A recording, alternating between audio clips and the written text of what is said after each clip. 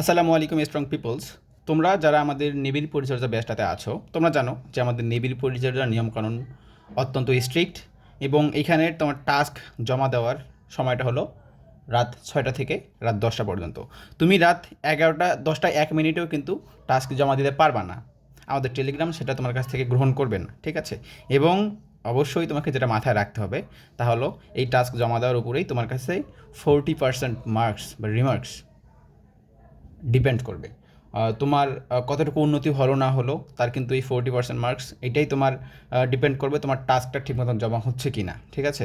আজকে প্রথম দিন দেখলাম অনেকেই তোমার টাস্ক জমা দিয়েছো। তো তার মধ্যে আমি বলেছিলাম যাদের বই নাই তারা লিখে লিখে অর্থাৎ তোমার যে এমসিকিউটাতে সমস্যা সেটা তোমরা লিখে সাবমিট করবা, ঠিক আছে? তার মধ্যে আমাদের একজন স্টুডেন্ট SME 0007 আইডি, সে অনেক ভালো করেছে। সে দেখা যাচ্ছে যে অনেকগুলো তাই সে লিখছে, হ্যাঁ, সে অনেকগুলো লিখে লিখে সে সাবমিট করছে, কিন্তু সে একটু বেশি বিস্তারিত লিখে ফেলছে। আমি কিন্তু ভাই এতগুলো তোমাকে লিখতে বলি নাই। তোমার যে এমসিকিউটাতে সমস্যা জাস্ট অ্যান্ড জাস্ট অনলি সেই এমসিকিউটা কীভাবে মনে রাখা যায়, তোমার যেভাবে মনে রাখতে তোমার সুবিধা হয় তুমি সেভাবে লিখো।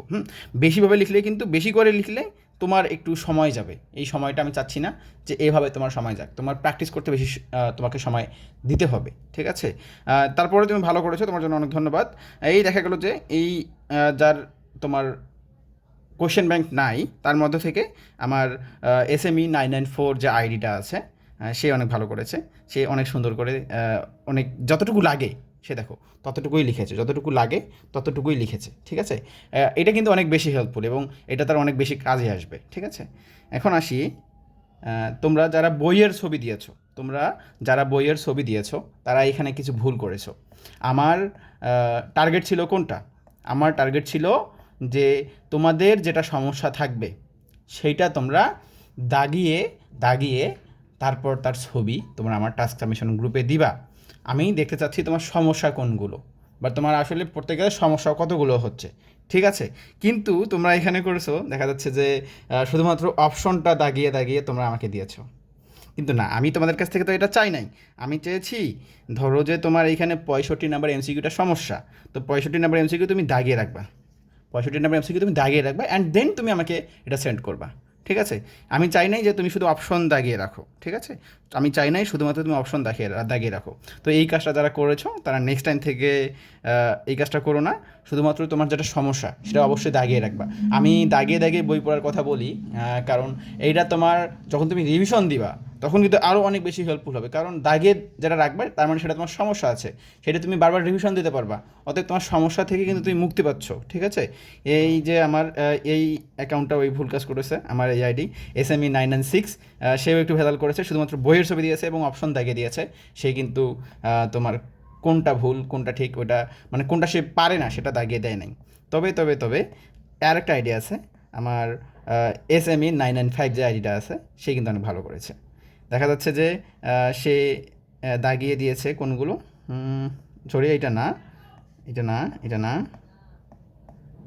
আরেকটা আইডি দেখলাম,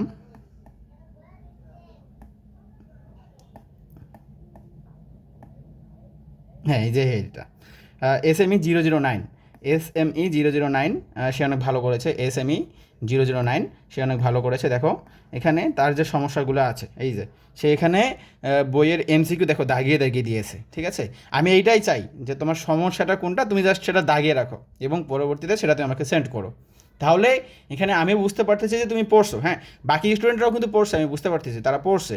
তবে আমি চাচ্ছি যে তুমি দাগিয়ে দাগিয়ে দাও, কারণ আমিও বুঝতে পারবো যে তুমি পড়ছো এবং তোমার যে সমস্যাটা আছে সেটা কিন্তু রিসিভ হয়ে থাকলো এবং পরবর্তীতে তুমি যখন রিভিশন দিবা তোমার এই দাগানো এমসিকিউগুলো তুমি বারবার রিভিশন দিবা অ্যান্ড দেন তোমার সমস্যার অনেক সমাধান হয়ে যাবে এবং তোমার যে না পারা জিনিসগুলো আছে সেগুলো আর তোমার না পারা থাকবে না এবং পরবর্তীতে যদি এখান থেকে পরীক্ষায় প্রশ্ন আসে ধামাধাম তুমি উত্তর করে যেতে পারবা।